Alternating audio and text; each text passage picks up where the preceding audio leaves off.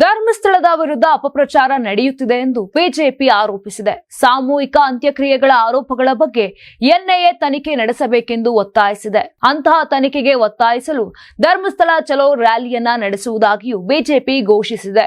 ಈಗ ಎನ್ಐಎ ತನಿಖೆಗೆ ಒತ್ತಾಯಿಸಿ ಬಿಜೆಪಿ ಪಕ್ಷವು ಸೆಪ್ಟೆಂಬರ್ 1ರಂದು ಧರ್ಮಸ್ಥಳಕ್ಕೆ ಧರ್ಮಯಾತ್ರೆ ಕೈಗೊಂಡಿದೆ.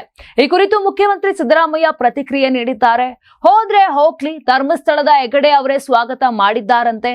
ಬಿಜೆಪಿ ಅವರು ಎಲ್ಲದರಲ್ಲೂ ರಾಜಕೀಯ ಮಾಡ್ತಾರೆ, ನೀವು ಬಿಜೆಪಿ ಪರ ಮಾತನಾಡಬಾರದು, ಖಂಡಿಸಬೇಕು ಎಂದಿದ್ದಾರೆ.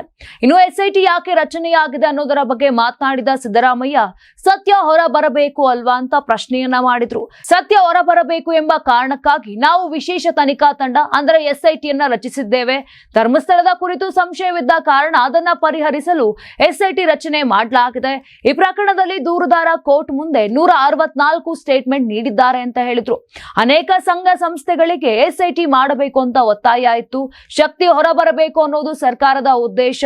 ಎಸ್ಐಟಿ ತನಿಖೆ ಸ್ವಾಗತ ಮಾಡಿರೋರು ಯಾರು? ಬಿಜೆಪಿ. ಅವರಿಗೆ ಧರ್ಮನೂ ಗೊತ್ತಿಲ್ಲ, ಜಾತಿನೂ ಗೊತ್ತಿಲ್ಲ, ಸುಮ್ನೆ ರಾಜಕೀಯ ಮಾಡಬೇಕು ಮಾಡ್ತಿದ್ದಾರೆ ಅಂತ ಸಿದ್ದರಾಮಯ್ಯ ಟೀಕೆಯನ್ನ ಮಾಡಿದ್ದಾರೆ. Karibasaveshwara agri India private limited ರವರ ನಂಬರ್ 1 ಸ್ಪ್ರಿಂಕ್ಲರ್ ಪೈಪ್.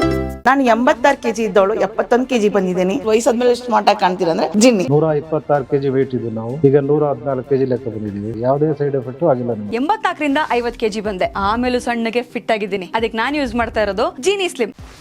84ರಿಂದ 50 kg ಬಂದೆ, ಆಮೇಲೆ ಸಣ್ಣಗೆ ಫಿಟ್ ಆಗಿದ್ದೀನಿ. ಅದಕ್ಕೆ ನಾನು ಯೂಸ್ ಮಾಡ್ತಾ ಇರೋದು ಜೀನಿ ಸ್ಲಿಮ್. ಸಣ್ಣ ಆಗಕ್ಕೆ ಜೀನಿ ಸ್ಲಿಮ್ ಯೂಸ್ ಮಾಡದೆ ಹೆಲ್ದಿನೂ ಅದೇ. ನೀವು ಸಣ್ಣ ಆಗ್ಬೇಕಾ, ಹೆಲ್ದಿ ಆಗ್ಬೇಕಾ? ಹಾಗಿದ್ರೆ ಜೀನಿ ಸ್ಲಿಮ್ ಯೂಸ್ ಮಾಡಿ. ಸಣ್ಣ ಆಗೋದಕ್ಕೆ ಯಾವುದೋ ಪ್ರಾಡಕ್ಟ್ ಹೇಳ್ತಾ ಇದ್ದಾಳೆ, ಏನಾದರೂ ಸೈಡ್ ಎಫೆಕ್ಟ್ಸ್ ಇದೆ ಅಂತ ಯೋಚನೆ ಮಾಡ್ತಾ ಇದ್ದೀರಾ? ಖಂಡಿತ ಇಲ್ಲ, ಯಾಕಂದ್ರೆ ಇದು ಕೆಮಿಕಲ್ ಫ್ರೀ. ಸಣ್ಣ ಆಗಬೇಕು ಅಂದರೆ ಜೀನಿ ಸ್ಲಿಮ್ ಯೂಸ್ ಮಾಡಿ.